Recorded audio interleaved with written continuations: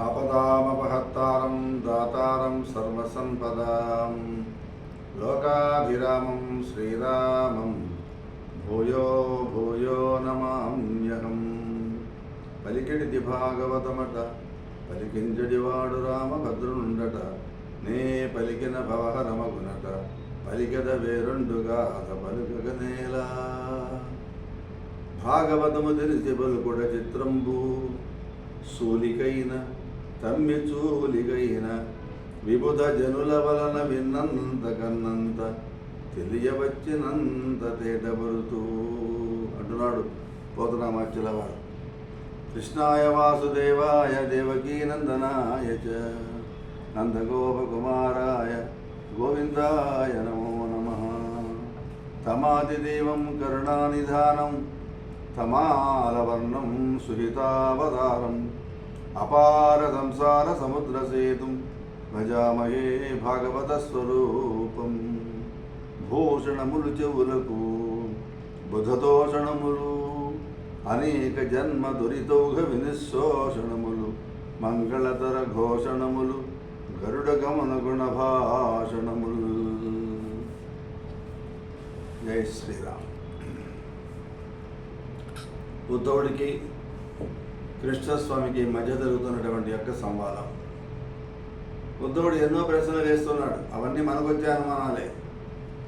ఏమంటే విగ్రహారాధన చేయకూడదు అని చెప్తారు. ప్రతిమ మందబుద్ధీచ అంటారు కొందరు. ఎవడైతే విగ్రహాలను పూజిస్తున్నాడో వాడు మందమతి, వాడు ఫూలిష్ ఫెలో, వాడు మూర్ఖుడు అని చెప్తున్నారు కొంతమంది. ప్రతిమ మందబుద్ధీచ అని చెప్పి. కానీ అందరూ కూడా భయపడుతూ ఉన్నారు. సనాతనమైన హిందూ ధర్మంలో సత్సంప్రదాయ నిష్టలో విగ్రహారాధన ముందే మనం అనుకున్నట్లుగా పర వ్యూహ విభవ అంతర్యామి అర్చ అనే స్వరూపాల్లో భగవంతుడు ఉంటాడు. మిగతా ముందు నాలుగు కూడా కష్టమైనటువంటి దర్శించడానికి సుకుమారంగా సుందరంగా కంటికి ఇంపుగా దివ్యాభరణ శోభితంగా ఉండే భగవంతుడు గర్భాలయంలో వేయించేసి ఉంటే అర్చామూర్తిగా ఆయన ఆరాధన చేయడం వల్ల మన కోరికలు కూడా నెరవేరుతాయి. మనస్సు ప్రశాంతంగా ఉంటుంది. మనస్సు అంతా ఆనంద తరంగితమవుతుంది విగ్రహాన్ని చూసినప్పుడు అనే భావన మనం చెప్పుకుంటూ ఉన్నాం.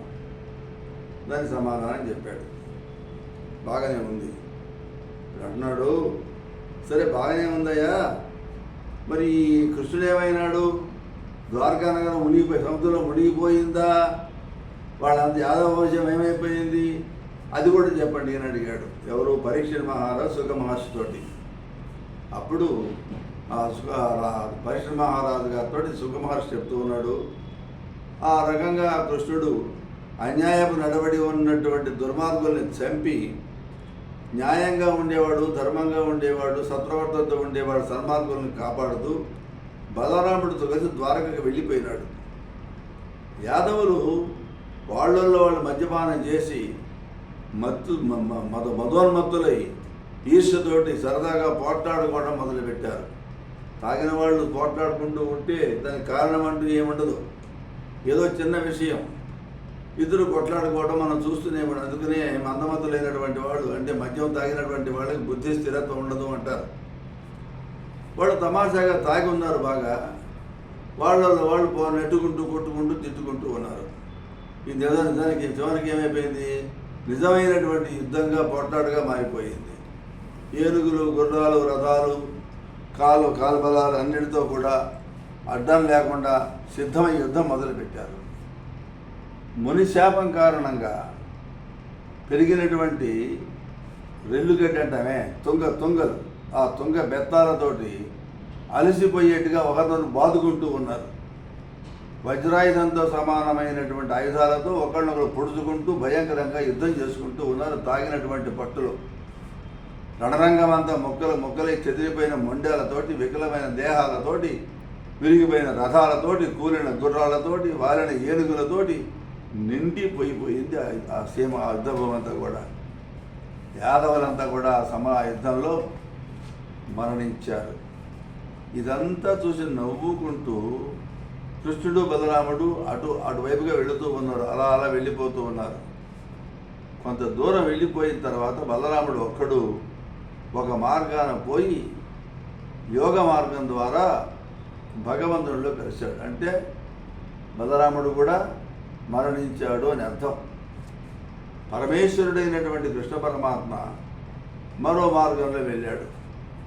గుబురుగా ఉన్నటువంటి అడవిలో ఒక పొద చాటుగా వెళ్ళి పడుకొని విశ్రాంతి తీసుకుంటూ ఒక కాలు మీద మరో కాలు పెట్టుకొని ఆ కాళ్ళు ఆడిస్తూ ఉన్నాడు. ఇట్లా ఇట్లా మనం కూడా పండుకున్నప్పుడు పడుకునేటప్పుడు కాళ్ళు అటు ఇటు వెనక్కి ముందుకు కుడి ఎడమ తిప్పుతూ ఉంటాం. అలా శయనించి ఉన్నాడు, విశ్రాంతి తీసుకుంటూ ఉన్నాడు కృష్ణ పరమాత్మ ఇసుక తెన్నె మీద. బాగుంది. ఇంతలో ఒక బోయేవాడు వచ్చాడు.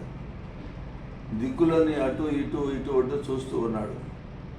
చూస్తూ ఉంటే చెట్టు చాటున ఒక పరమ పురుషుని కదులుతున్న కాలు, ఒక మహానుభావుడు అంటే కృష్ణ పరమాత్మే, ఆయన కాలు లేడీ చెవిల్లాగా కనిపించింది వాడికి. అట్లా అట్లా అట్లా అట్లా అంటుంటే ఆ కాలు ఒక లేడీ చెవిలాగా కనిపించింది. వెంటనే తన అంబుల పొదలో నుంచి బాణం తీసి విల్లు ఎక్కిపెట్టాడు. గురు చూసి కొట్టాడు. ఎప్పుడైతే కొట్టాడో ఆ బాణం తగిలింది కృష్ణుడికి. ఆహా ఆ అన్నాడు బాధతోటి.